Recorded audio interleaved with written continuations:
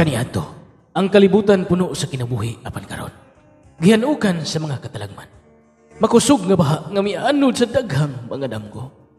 Mga pangandoy nga naugdaw sa kainit sa kalayo.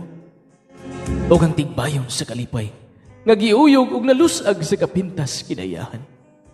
Ang hangin dili na presko, ang tubig dili na tinaw.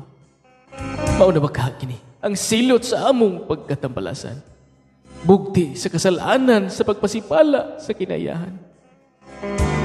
Ginoo, pasaylua kami nga wala namo hatagig bili kining kalibutan.